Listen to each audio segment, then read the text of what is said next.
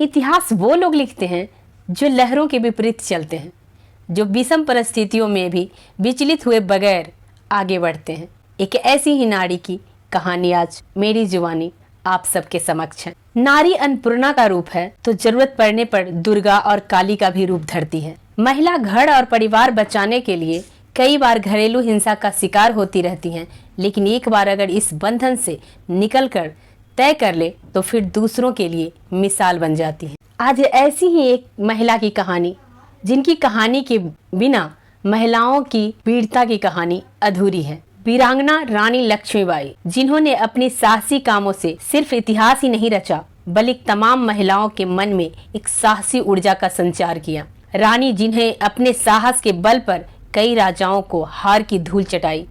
रानी लक्ष्मीबाई ने अपने देश की स्वतंत्रता के लिए अपने जान का न्यौछावर कर दी। रानी लक्ष्मीबाई ने अपने देश की स्वतंत्रता के लिए कई लड़ाई लड़कर इतिहास के पन्नों में अपना विजय गाथा लिखी। लक्ष्मीबाई के वीरता के किस्से आज भी याद किए जाते हैं। रानी लक्ष्मीबाई ने अपने बलिदानों और साहसी कामों से न सिर्फ भारत देश को बल्कि पूरी दुनिया की महिलाओं का सिर गौरव से ऊंचा किया है। झांसी की रानी लक्ष्मीबाई के जीवन देशभक्ति, अमर और बलिदान की एक अनुपम गाथा है। बता दें कि भारत में जब भी महिलाओं के सशक्तिकरण की बात होती है तो महान वीरांगना रानी लक्ष्मीबाई की चर्चा जरूर होती है। रानी लक्ष्मीबाई न सिर्फ एक महान नाम है बल्कि वह एक आदर्श हैं उन महिलाओं के लिए जो खुद को महान और बहादुर मानती हैं, और उनके लिए भी एक आदर्श हैं जो महिलाएं सोचती हैं कि वो महिलाएं हैं इसलिए वह कुछ नहीं कर सकती। रानी लक्ष्मीबाई का जन्म 19 नवंबर 1828 को काशी के आसी घाट वाराणसी में हुआ था। उनके पिता का नाम मोरोपंत तांबे और माता का नाम भागीरथी बाई था। इनका बचपन का नाम मणिकर्णिका रखा गया, परंतु प्यार से मणिकर्णिका को मन्नू पुकारा जाता था। मन्नू जब मात्र 4 साल की थी तब उनकी मां का निधन हो गया। पत्नी के निधन के बाद मोरोपंत मन्नू को लेकर झांसी चले गए। रानी लक्ष्मीबाई का बचपन उनके नाना के घर में बीता, जहां वह छबीली कहकर पुकारी जाती थी।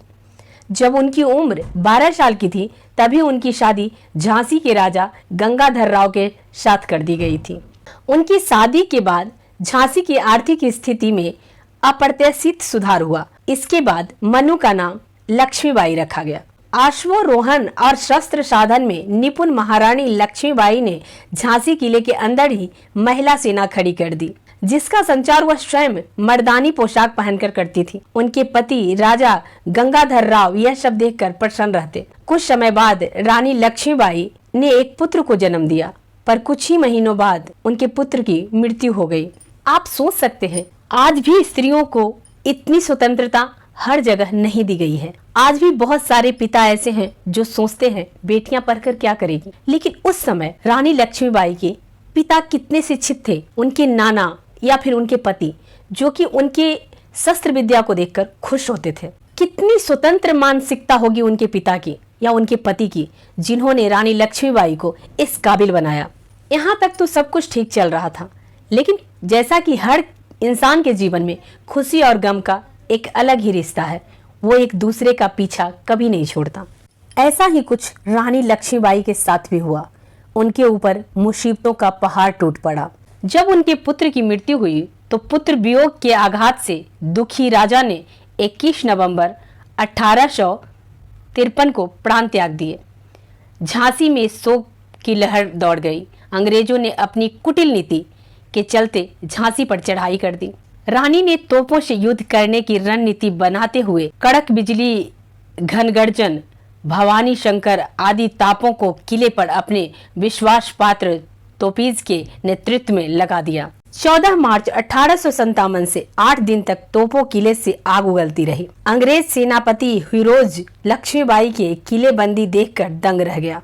रानी रणचंडी का साक्षात रूप रखे पीठ पर दत्तक पुत्र दामोदर राव को बांधे भयंकर युद्ध करती रही। झांसी की मुट्ठी भर सेना ने रानी को सलाह दी कि वह कालापीत की ओर चली जाए। झलकारी बाई और मुंदर सखियों ने भी रणभूमि में अपना खूब कौशल दिखाया। अपने विश्वसनीय 4-5 घुड़सवारों को लेकर रानी कालापी की ओर बढ़ी।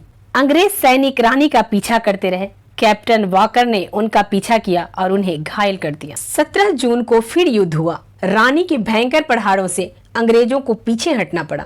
रानी की विजय हुई, लेकिन 18 जून को ह्यूरोज स्वयं युद्धभूमि में आ डटा। रानी लक्ष्मीबाई ने दामोदर राव को रामचंद्र देशमुख को सौंप दिया।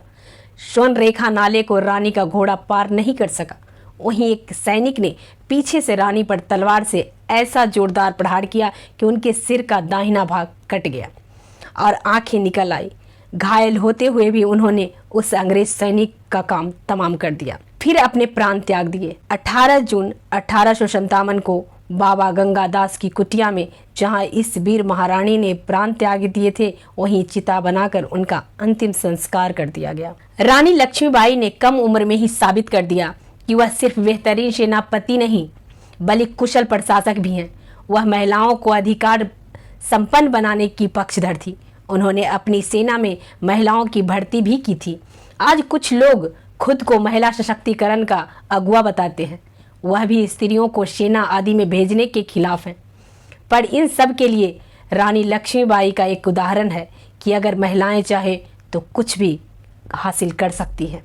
खूब लड़ी मर्दानी वह तो झांसी वाली रानी थी। सुभद्रा कुमारी चौहान ने इस कविता के जरिए रानी लक्ष्मीबाई को जीवंत कर दिया।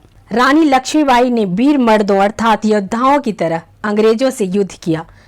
अत्यधिक वीरता दिखाकर झांसी की रक्षा करने का प्रयास किया, इसीलिए कावित्री ने उसे मर्दानी कहा। जैसा कि शुरू से होते आया है, इतिहास के पन्नों में औरतों की वीरता की कहानी दफन कर दी गई। शायद लक्ष्मीबाई को भी लोग भूल जाते, लेकिन सुमित्रा कुमारी चौहान ने जो कविता लिखी वो हर बच्चा बच्चा को पढ़ाया गया और हर बच्चे बच्चे की जुबान पे उनकी वीरता की कहानी आ गई। ऐसा नहीं है कि सिर्फ देश की आज़ादी में मर्दों ने ही कुर्बानी दी है, बहुत सारी औरतों ने भी दी है, लेकिन उनकी वीरता को हम कभी याद नहीं करते या उनकी वीरता को हमने अपने स्वर्ण अक्षरों में कभी लिखा नहीं, कभी उन्हें जानने की कोशिश नहीं की। ऐसी बहुत सारी वीरांगना थी जिनको हम याद कर सकते हैं और आप सबको याद दिला सकते हैं। रानी लक्ष्मीबाई ने देशवासियों में त्याग और बलिदान की जो भावना जगाई, हमें उनका सम्मान करना चाहिए और देश की स्वतंत्रता की खातिर बड़ा से बड़ा त्याग करना चाहिए और उन्हें याद करना चाहिए जो हम सबों के लिए अपने प्राण तक न्यौछावर कर दी। ऐसी वीरांगनाएं कल भी थीं और आज भी हैं और आगे भी रहेंगी। बस सहयोग चाहिए उन्हें इस पुरुष प्रधान समाज में पुरुषों से और महिलाओं से। सबसे अगर उन्हें सम्मान मिलेगा तो महिलाएं कुछ भी कर सकती हैं।